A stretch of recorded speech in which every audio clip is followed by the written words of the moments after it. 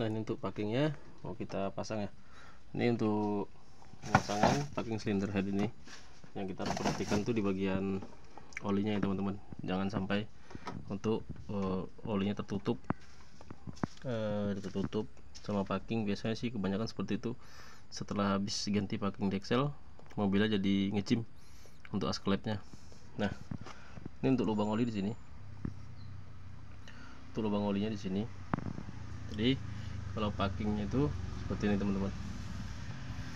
Nah, jadi pemasangan untuk packing ini jangan terbalik, jangan sampai salah. Nah, ini yang harus kita perhatikan di bagian lubang ini oli. Nah, seperti ini. Nah, jadi lubang oli ini harus jangan sampai tertutup.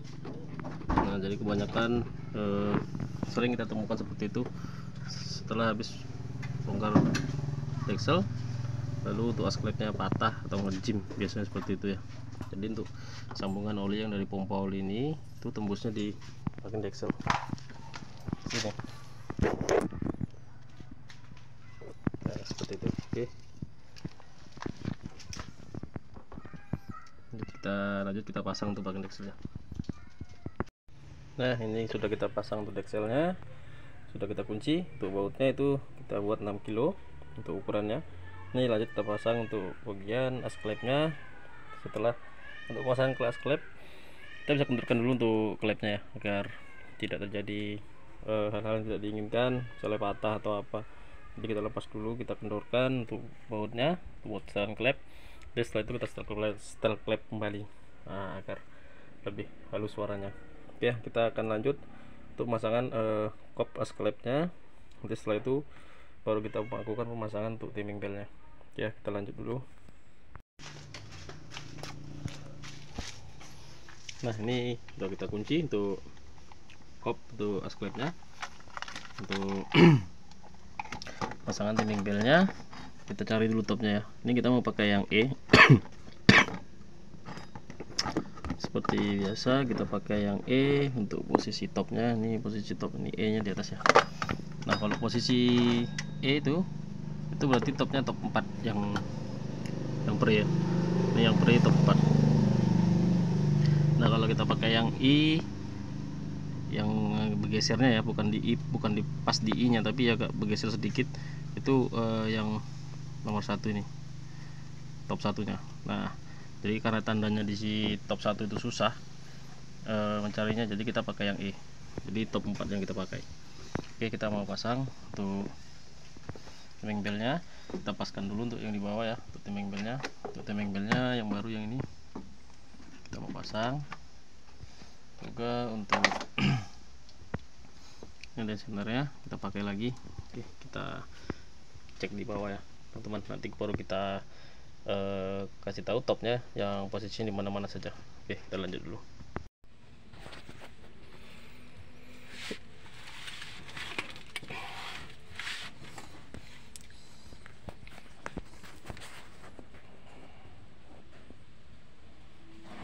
Nah, ini untuk topnya ya teman-teman, titiknya ini kita temukan dengan titik ini.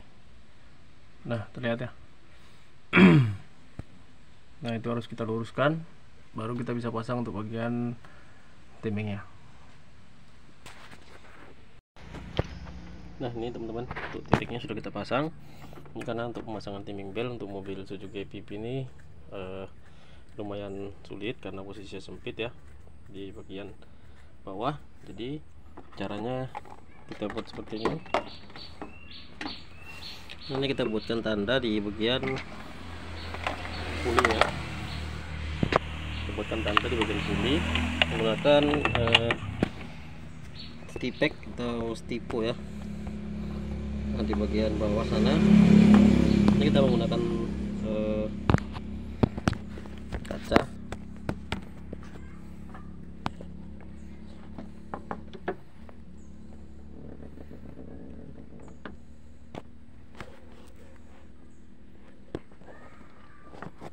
Nah, di bawah sana,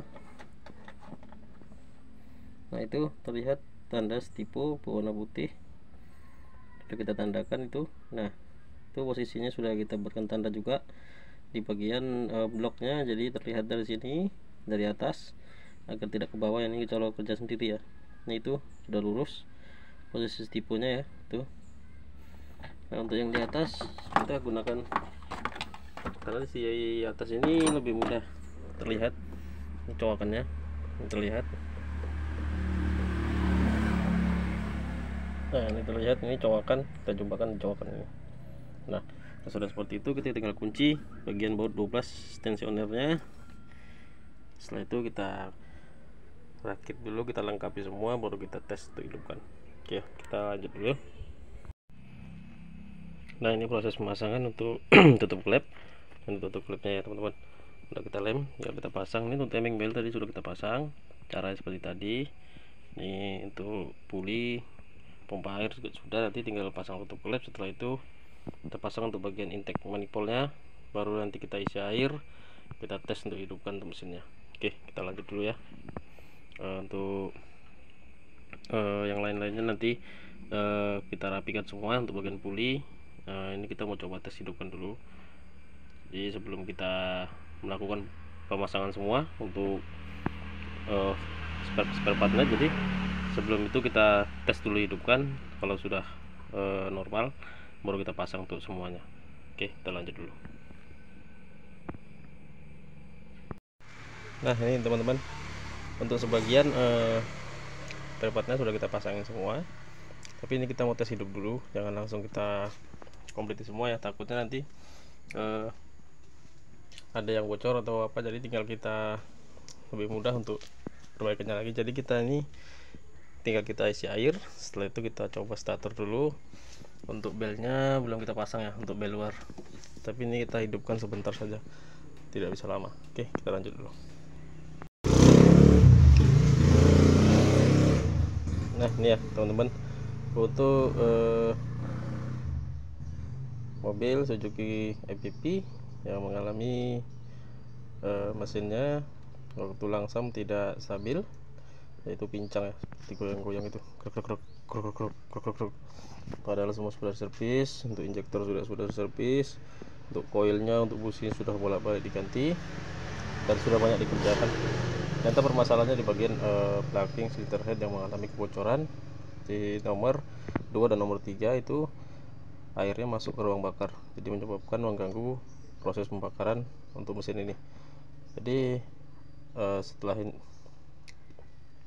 ini sekarang sudah selesai untuk pemasangan, untuk penggantian packing cylinder head untuk mobil Suzuki EPP ini.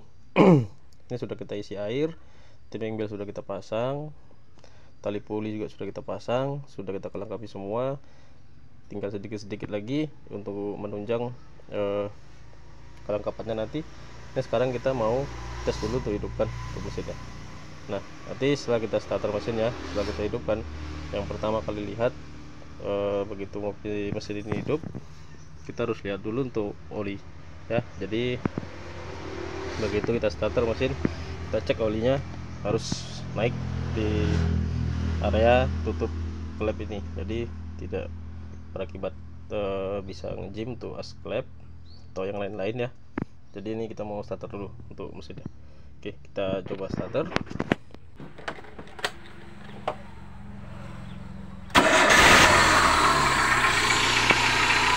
Oke, alhamdulillah untuk mesinnya langsung hidup. Ini kita cek untuk oli ya teman-teman.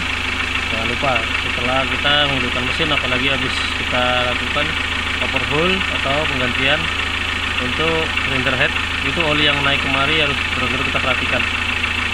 Nah, kalau misalnya oli tidak terlihat naik ya seperti ini, nah itu terlihat ada oli ya teman.